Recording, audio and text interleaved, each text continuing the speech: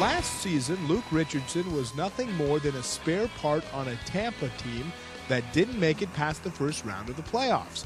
He suited up in just 27 regular season games and none in the postseason. So the 38-year-old admitted that the thought of retirement crossed his mind. I think at the beginning, when I first started not to play a lot, and I started sitting out, and it kind of, frustration set in. So I think, but by the end of the year, when I was doing some assistant coaching duties, I think there was something kicked in watching the playoffs. That desire was still there. And I watched, especially New Jersey, they had some defensive defensemen like myself playing, and I thought I could do the job they were doing. And I wanted to really get back at, I think the playoff atmosphere just gave me that little bit of jolt of energy that I still had the desire in you. And I think it's more the desire than it is the ability or the physical ableness. At an older player's age, it's the desire. If you have the desire and the passion that you want to play, I think that's what keeps guys going, like Chris Chelios or Joe Sakic or whoever. I think they've accomplished so much in their careers that if they didn't have the desire, why would they be playing? They wouldn't be playing if they didn't have that desire. So I think that burning desire was there in the playoffs, and that got me home and fired up to start working out and really setting my goals for this year. Richardson hasn't been to the Stanley Cup playoffs in 6 years, and he was forced to watch the Sens run to the finals last year as a fan. He says watching this city get wrapped up in Sens fever was exciting, and he would love to be a part of a team that brings the cup back home.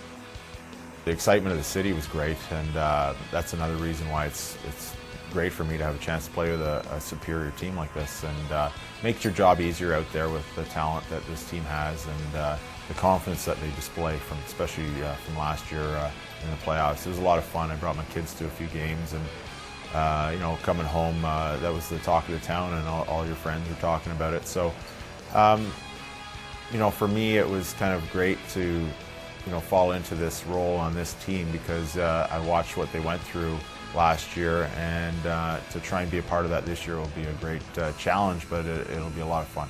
If Richardson is a part of the Sens team that wins it all, you likely won't see his contributions on the stat sheet. Instead, Richardson was brought here for his savvy veteran leadership and ability to guide the younger players in the dressing room.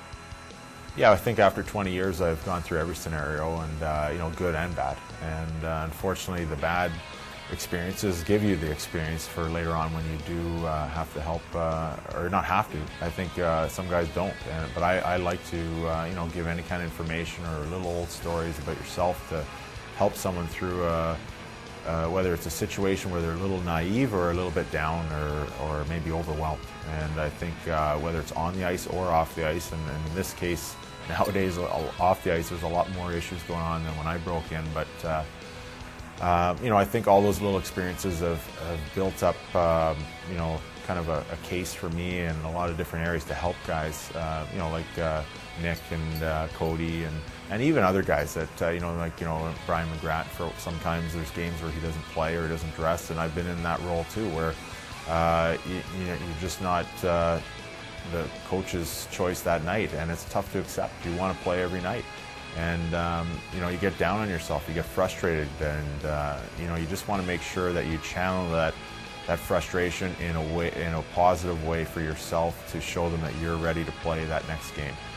Because sometimes you can let that negative attitude take over, and it drives you the other way, and the coaches don't like that. And for Richardson, he's the leader of an even more important group, his family. Having the chance to raise his kids in his own hometown is something the proud father of two relishes. I try and spend as much time with my family as possible. They're growing up very quick. I have two daughters, 13 and 11, and they're both into hockey. So that's kind of a common ground where we can talk, and I can kind of use my experiences to help them. Not even just because I play pro, but I've gone through what they've gone through at different scenarios in minor hockey. And, I've enjoyed it.